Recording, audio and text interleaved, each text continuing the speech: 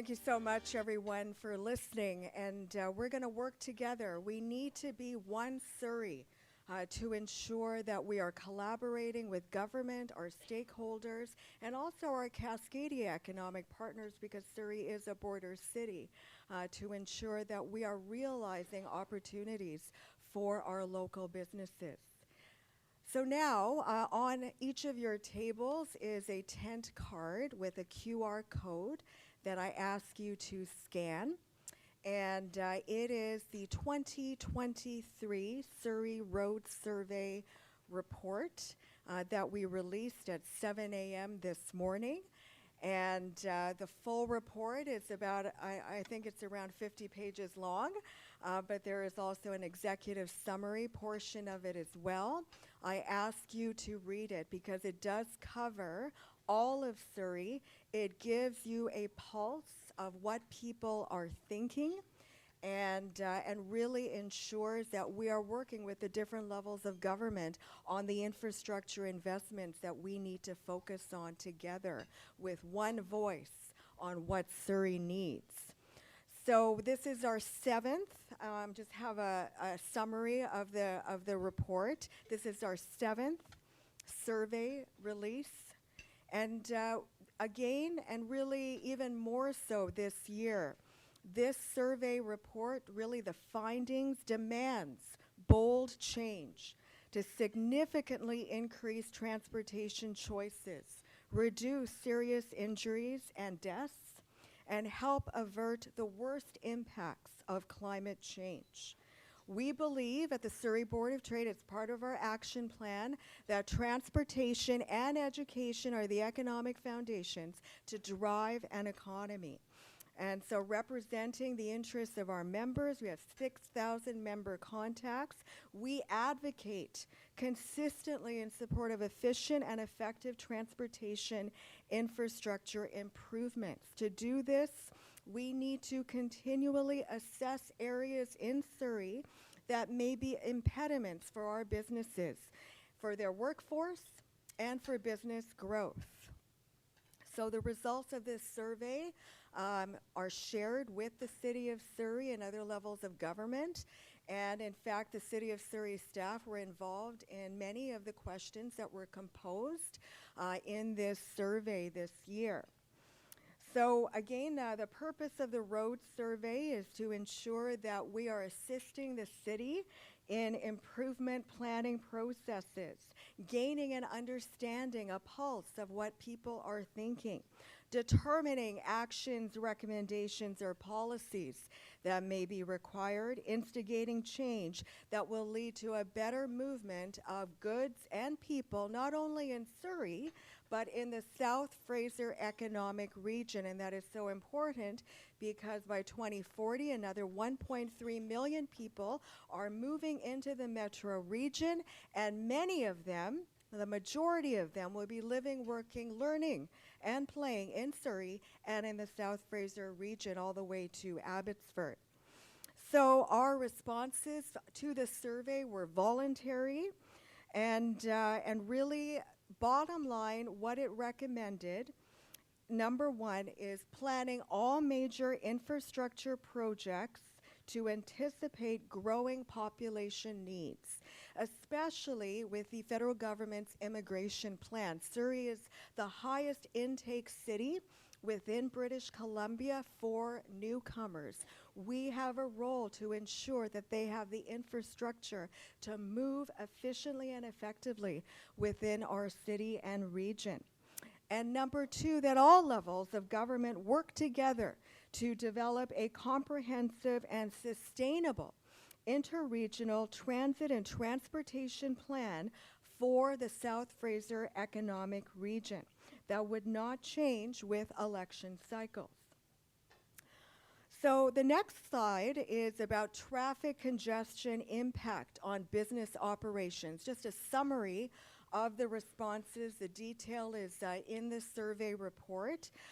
Just over 31% indicated there was limited impact to business operations, which is up substantially from last year. Over 42% indicated that traffic congestion somewhat impacted business operations, and 26% indicated that traffic congestion had a significant impact on business operations, down from last year. But we do anticipate that will increase as pandemic inflows, return to the office impacts are being felt on the road. The next slide. Top 3 corridors that were identified to be improved. Over 42% chose the 152nd Street overpass of Highway 99, widen it to 4 lanes with transit, walking, and cycling facilities. Over 35% chose 80th Avenue, widen it to 4 lanes with walking and cycling facilities from 132nd Street to King George Boulevard. And over 33% chose 64th Avenue, widen it to 4 lanes, again with the same walking, cycling facilities from 177th Street to 184th Street. Yes, we need transit investments all throughout Surrey, but we are growing by 1,200 to 1,400 people a month. SkyTrain is not the only solution. We need to ensure that we are focused on innovative, progressive technology solutions for our city and for the South Fraser Economic Region, working together with our stakeholders, and we can do it. The next slide is the top 3 intersections requiring improvement. Close to 70% indicated that 88th Avenue and 140th Street topped the list. It topped the list also in 2021. Just close to 59% indicated 104th Avenue and 156th Street. Also, the second most frequently chosen option in 2021. And just over 52% indicated 88th Avenue and Harvey Road requiring improvement. On the topic of transit needs, 73.9% of respondents stated that we should have and definitely need better east-west bus service across Surrey. Over 73% said that we need new increased bus service to neighborhoods and industrial parks not served by transit. And over 63% said that we need enhanced bus stops, shelters, benches, sidewalk access improvements for them to be safer, especially for our women, our children, our families. On the next slide, under major provincial infrastructure, again for the 7th time, our respondents articulated that the Patello Bridge should open with 6 lanes on opening day. I know the minister hears this message from me all the time. And of course, that the Massey Tunnel, of course we advocated for a bridge, but we need something in order to ensure that that congestion, despite our increasing population, we need action on that Massey Tunnel as soon as possible. So everyone, in summary, those are the results of our survey. There's so much more in-depth information. The City of Surrey staff will be taking a look at it, as will the provincial government. We're working with the federal government as well on their infrastructure plan, because it takes all 3 levels of government to ensure that the City of Surrey has what it needs to be that largest city of British Columbia into the future. So thank you so much for hearing us out. Please read the report. And now it's my pleasure to introduce the President and CEO of the Vancouver Fraser Port Authority, Mr. Robin Sylvester.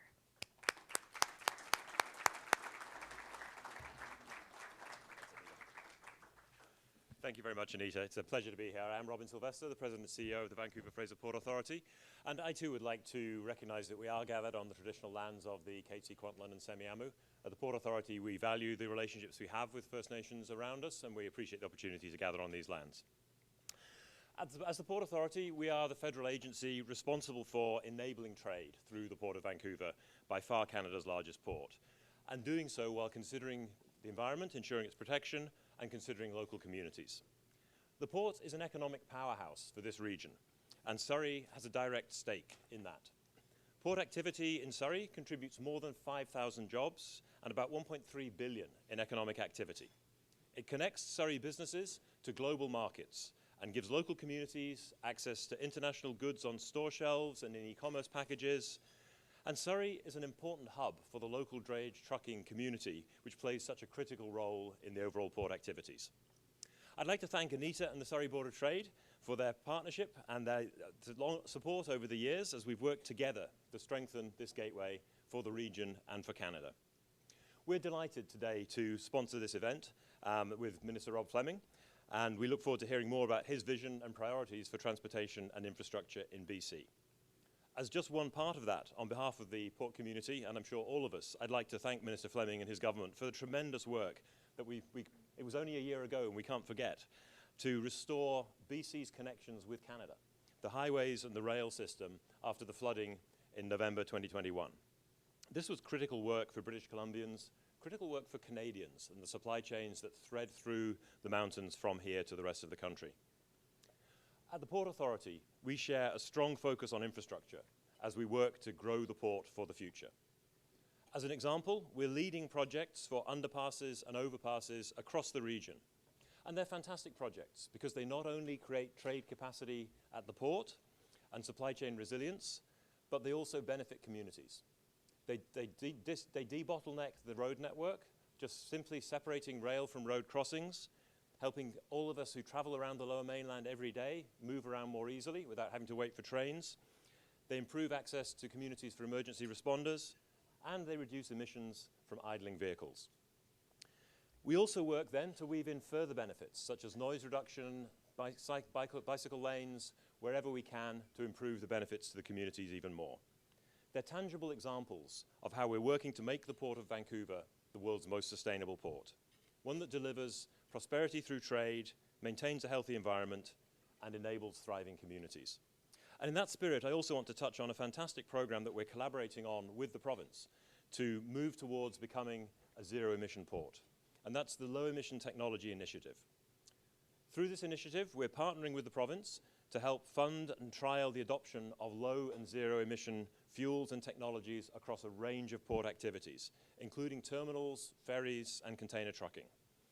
It's one way the government is providing real, tangible help and support in helping industry find the pathway to zero that's so important. So with that, it's my pleasure to introduce today's speaker.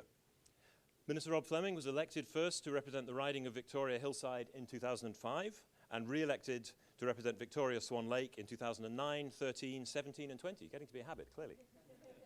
In 2017, he was appointed Minister of Education, and then in 2020, Minister of Transportation and Infrastructure. And I've had the pleasure of working with him since that time on a vast range of projects. And I've always appreciated his openness, his willingness to engage, and to try and get to the heart of the issues to find solutions. Prior to his election as an MLA, he served 2 terms as a Victoria City Councilor. He chaired the city's Finance Committee and represented Victoria at the Capital Regional District, the Victoria Regional Transit Commission, and the Capital Region Housing Corporation, as well as Tourism Vancouver. As a city councillor, he was a leading advocate for public transit and for affordable housing, instrumental in creating the Capital Region's Affordable Housing Trust and the region's transportation plan. Everyone, please join me in welcoming to the stage BC's Minister of Transportation and Infrastructure, the Honourable Rob Fleming.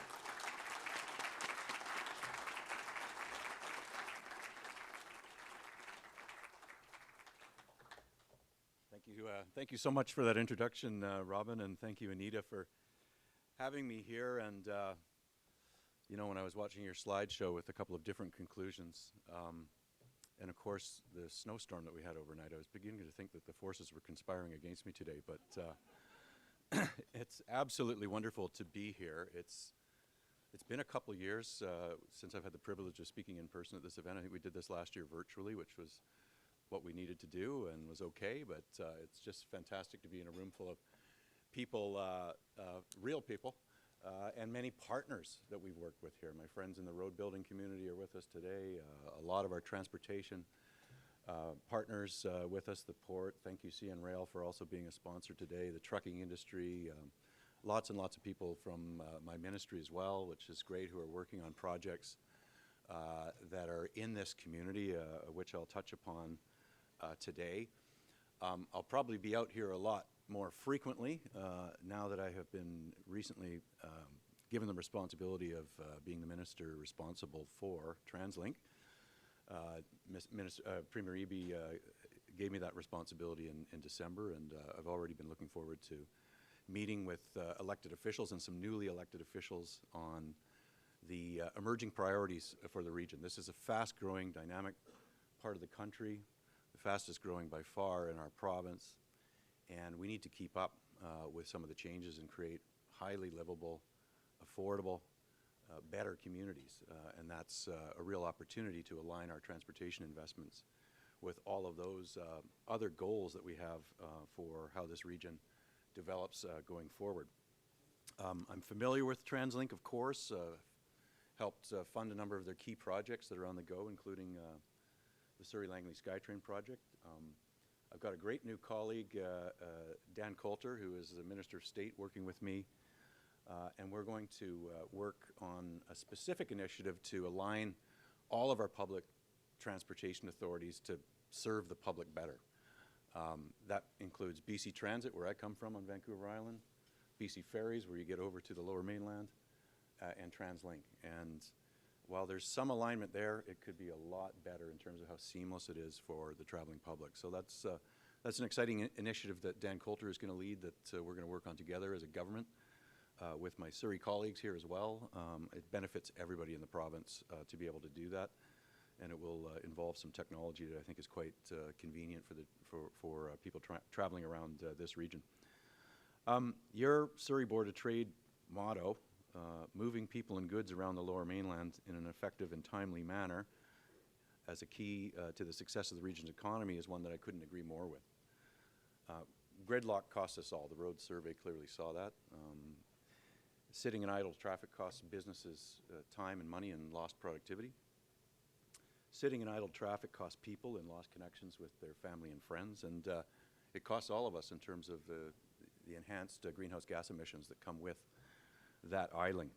And that's really why, those reasons are really why our government is making record investments in the Lower Mainland and a number of projects that I want to talk about today. These are projects that are designed to move both people and goods around more efficiently in this region to strengthen the economy. So let me touch upon a few of those. Without question, the most significant and exciting development of 2022 was moving the Surrey Langley SkyTrain forward.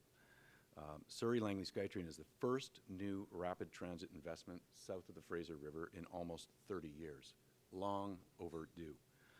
It's hard to believe that it was 1994 when SkyTrain reached King George Station, but that is really the last time a single meter of SkyTrain has been built in this region, and that's about to change.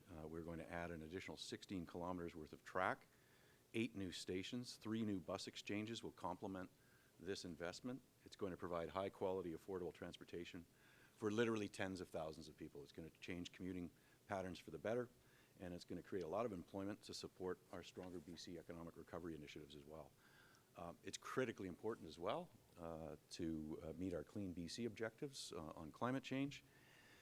And I think everybody who will be using the Surrey Langley SkyTrain is going to be playing a small but important part in reducing our society's overall carbon footprint. I'm going to talk about transit-oriented development in a moment, but we know in various parts of the world where people live in transit-oriented developments, people's household carbon footprints are, in some cases, 40 to 60% below what most of their fellow citizens have. So it really does have a transformative power to meet some of the climate goals that we have as a jurisdiction and that we take seriously along with our partners across this country and around the world. So this project will definitely take cars off the road. It will reduce GHGs. It's going to be an efficient and convenient way to get around. The travel time between Langley City to King George SkyTrain Station will be approximately 22 minutes, and from Langley City all the way to Waterfront Station in downtown Vancouver, it'll be about an hour. I mentioned the 16 kilometers for SLS, combined with the investments we're making for the Broadway subway extension. These two congruent SkyTrain expansion projects represented 27% expansion to the rail network that we have in this region. So it's a huge boost in terms of what it's going to be able to achieve. We predict, in the case of the Broadway subway project, that on opening day and in the early years of ridership there, it could be the most densely used subway route this side of Manhattan. The ridership there was very strong in the Broadway Express bus lines, and it will now triple the capacity on that corridor. And Broadway, this is the last time I'll talk about Vancouver at a Surrey Board of Trade meeting, but Broadway is important to the region because it's the second largest jobs corridor in the province of BC. So when we talk about economic development, we need economic development throughout this region and throughout this province, and the interlinks between where that occurs and the types of jobs in Broadway. A lot of it is R&D type material, which will make us a much stronger, more innovative economy. So there's so much tremendous potential benefits that are going to come to Surrey and Langley's, and I want to commend local government for working on updating your community plans to account for this innovative $4 billion investment. And I think it's just going to be transformative. And we thank the federal government. They've contributed $1.3 billion to this project. We did something immediately upon getting elected and my appointment on this project, and that was to change the contours of it. TransLink had a tough pandemic. They were supposed to lead the project. They could no longer afford to, so we took it over as a provincial government. So that's why we're where we are today in getting this moving as quickly as possible. We also had originally thought maybe it should be phased in 2 stages. And we looked at that, and should that really be the case? And we said no. It'd be a lot more effective to do the project all at once. And in fact, it has saved 2 years in terms of the date to completion. It'll be completed in 2028. And it's about $500 million cheaper. So that's $500 million more that can be reinvested in other transportation priorities in this region.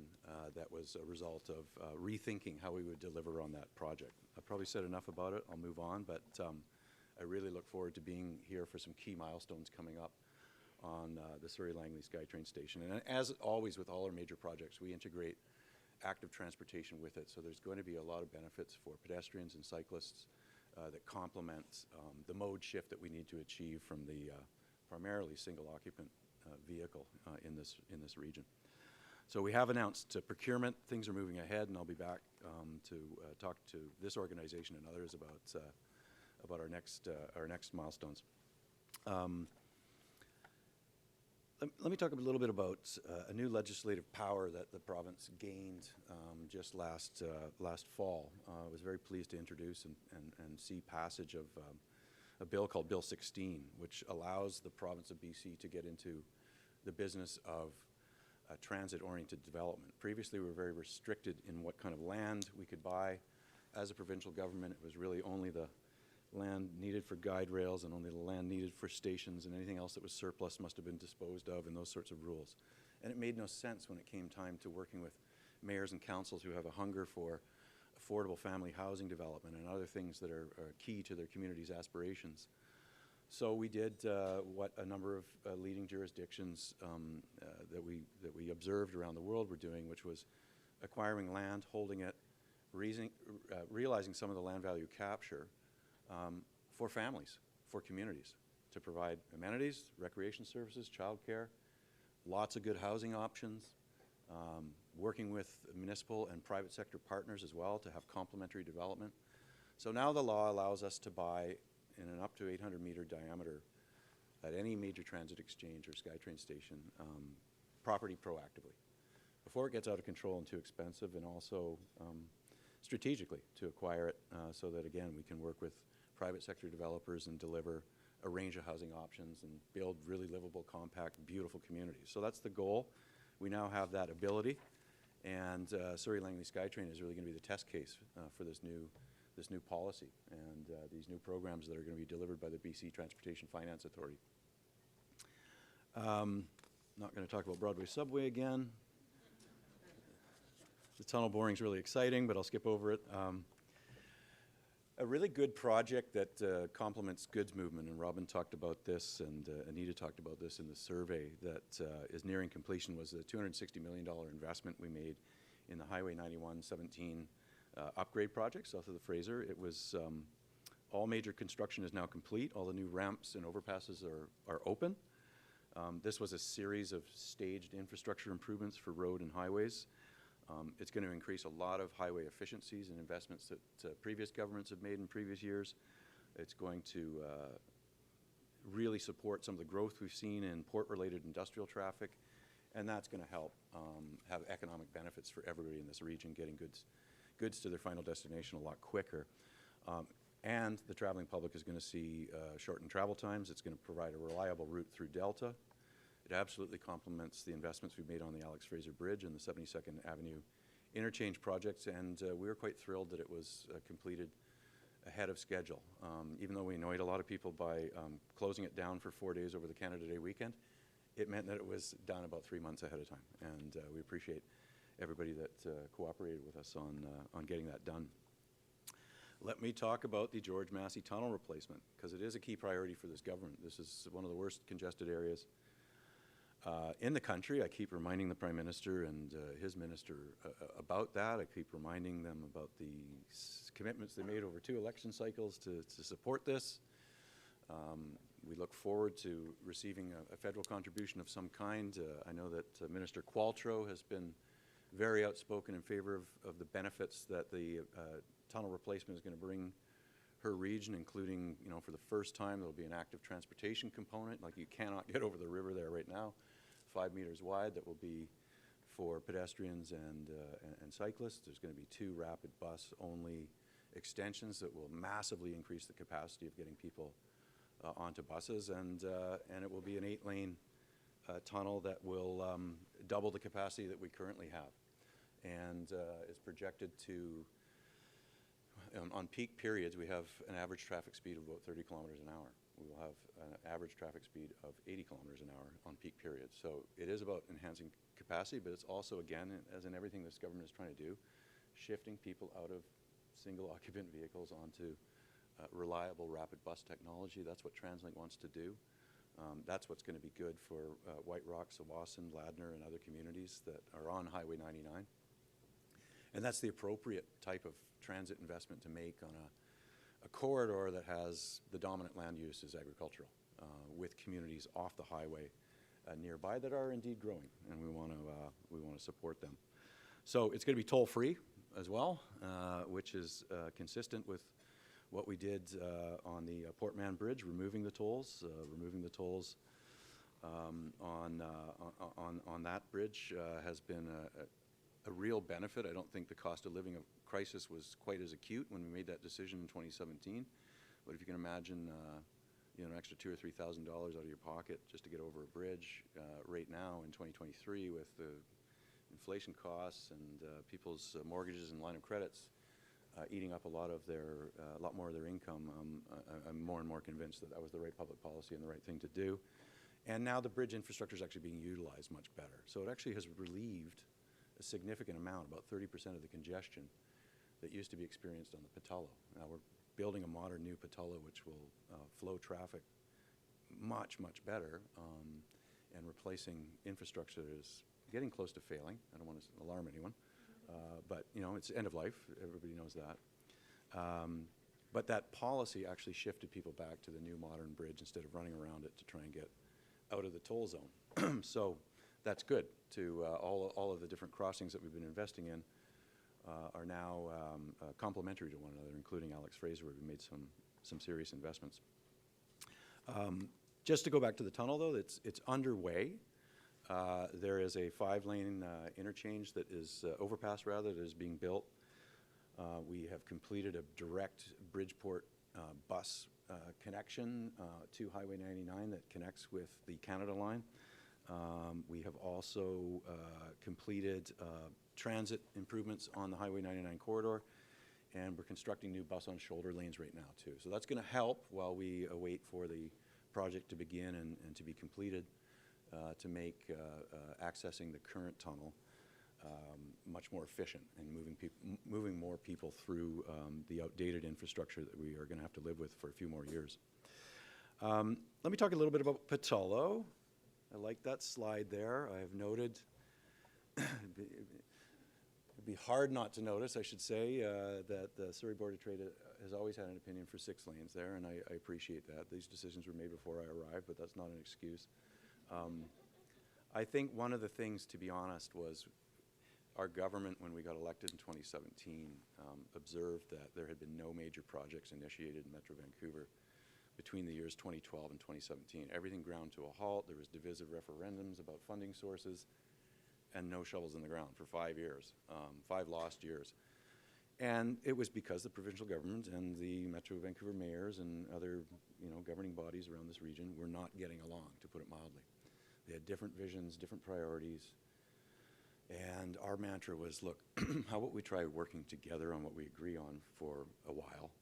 And why don't we listen as a provincial government to things that you don't like? And there was obviously a lot of objections around the bridge, especially by people who lived near the proposed bridge that would have replaced the tunnel. It would have been the largest bridge in the province, 4 kilometers long and, 4 feet above sea level, and then rising 200 feet, and all kinds of challenges there that were not popular in communities like Richmond and Steveston and other places.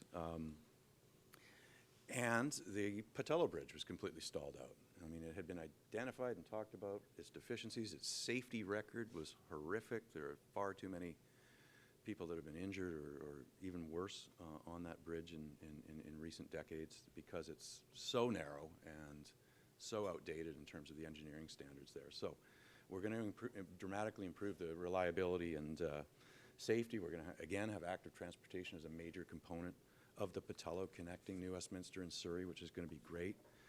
Regional road connections will have direct access over the bridge now instead of running around it and competing with it. So it'll be sequenced very nice. And the modern wider lanes are going to be much better for drivers. They will drive smarter. They will drive safer. It will be less frightening for truck drivers going across the new Patello. And we're going to have multi-use pathways on both sides of the bridge. So it's a $1.377 billion project. It cost a lot more than that now, but that's the award that was made a few years ago. And I'm really delighted that it's going to be usable to the public and Surrey residents by mid-2024. So all the in-river work is done. You've probably seen the decking going up, and it's going to be a fantastic and necessary replacement. And it will allow us to get on to the next regional priorities. So completing that project is a real priority for us. I want to talk about Highway 1 Fraser Valley, and this is another area that our government is determined to fix. The Fraser Valley is fast growing. Its connections to Surrey are very innate, and we've done a lot of data collection on commuting habits in the Fraser Valley. Nobody's privacy is violated by this, but we collect Bluetooth data on cars going in and out and using Highway 1 and aggregate that. And we're finding that about 80% of the trips, to our surprise, are not going to Vancouver. They're staying within the valley, or they're coming to Surrey. And it's, the national highway. It's the most important thing for goods movement. Almost all goods that are on truck that are trying to get to Alberta, a huge volume of them are using that. And so it's not great to have an unreliable highway that goes through one of your most dynamic growing regions. So our plan is to widen the highway. And again, following the decisions I've outlined in other cases, we have to get better than 2%. And 2% is the number of commuters using public transit in the Fraser Valley. And we're going to have to use the highway and integrate it into a bus rapid transit system, which I think is what the region wants. They just don't have a very sophisticated transit system right now. This allows us to really take a quantum leap by making this investment in improving the reliability of Highway 1. So we have started from 216 to 264th. We'll finish that work up in 2023. The next phase of improvements is between 264th Street and Abbotsford. Those are in development right now. Hope to have announcements quite soon about that. This is going to be fantastic for goods movement, as I mentioned, and really good for families. Thank you for mentioning, Robin, the work that road builders and ministry staff and everybody who pitched in did to, I think, really have a proud moment for British Columbia, which was faced with just devastating climate-related weather that we'd never seen before, destroying 2 railways, 4 highways, and really putting the province in a panic. I mean, I can't remember the last time we had gas rations in BC, probably World War II or something like that. But we got through all of that, and we restored it, the Coquihalla, I think, in 35 days. And Highway 8 was a little trickier because about 7 kilometers of it disappeared into the river, but we reconnected that at exactly about a week before the 1-year anniversary mark. And that is an important corridor, mostly Indigenous communities up there. And we had to serve food and water and everything like that by air for a while, and satellite phones and all that kind of stuff. So it's really good to have the bulk of this impressive work behind us. The temporary, all those roads are usable. They're working really well. The Coquihalla is now 4 lanes the whole way through, and that's important for everybody. That's great news for the tourism season coming up in the summer and even the winter with the ski mountains up there, and it's good for everyone. So we got to keep moving fast. I think the main learning there was we can actually get stuff done if we push harder, and that's something you'll hear Premier Eby talking a lot about. And he's going to try and figure out a way to do that with mayors. I mean, often, we share the same constituents, right? So sometimes what sounds like a great idea, when it gets local on the ground, there's lots of questions about it. But I really do believe that we can move faster on breaking ground on housing starts, aligning them with our transportation investments. And that's really what I want to do for the rest of this mandate, as long as I'm in this position, is to try and figure out ways to do that. And it would be great to have people come up here and study British Columbia as a jurisdiction that's actually getting things done faster, because we do have so much growth. Anita was absolutely correct. You look at British Columbia, about 15% of Canada, but about 33% destination for new Canadians. And Prime Minister saying that we might have 500,000 new Canadians arrive in our country this year. There was such a backlog of almost none during the pandemic that's going to be quite a lot all at once, and we want to welcome them. We desperately need the skills and diversity and expertise they bring, but we got to be prepared for that kind of growth. And so no offense to Saskatchewan, but don't think a lot of immigrants are settling there. So it makes more sense, and I tell my federal colleagues this, to not have per capita formulas for everything. And I'm delighted that the federal government is talking about being involved in housing in a much more significant way than they have been in the last 2 decades. But I think they ought to prioritize the provinces that are the fastest growing and settling the most new Canadians into their economies. Anyway, enough of that. There's no federal officials in the room. I don't know why I'm lobbying. But a couple of quick things before I take some questions from you. One thing that we're working on, 2023 will be a big year for this, is a goods movement strategy. Again, lots of learnings from the atmospheric river of 2021 when we had our supply chains cut off. We want to sit down with industry. We want to sit down with all the transportation companies, rail, our ports, trucking industry, and say, look, where are we going? Let's talk about our investments, your plans, our plans, optimizing the supply chain. The entire country wants us to do this because your port, Robin, is the #1 port by all of the rest of them combined and then some. And the #2 port, by the way, in the country, soon to be #2 port, is Prince Rupert, which is about to surpass Montreal in maybe by the end of this year. So things don't get exported out to Canada to the markets, and that's whether you're talking grains or manufactured goods or whatever products, and thus imported as well, without our ports being functioning for all of Canada. So we're going to work on that and lead that exercise in the goods movement strategy.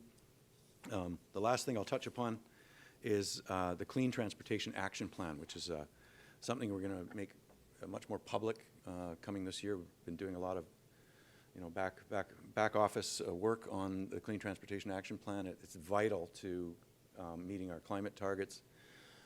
Almost 40% of emissions in the province are from private automobiles and commercial vehicles.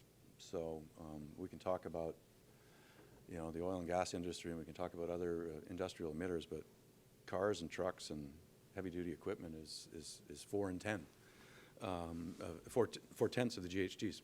So to that end, we want to work with the trucking industry and the transportation sector, the drayage sector, on how we become, in BC, the #1 heavy-duty electric vehicle jurisdiction on the continent of North America. And I know we can do it because we're already the #1 electric vehicle destination and the acknowledged leader on light-duty vehicles. So that's our goal. That's one of the planks of the Clean Transportation Action Plan, and I look forward to working with this business organization and others, your members, that could be interested in the kinds of incentives that the government is soon to announce.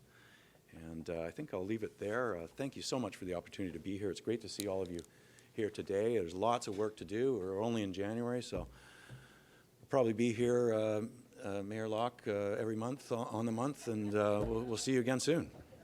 Thank you very much.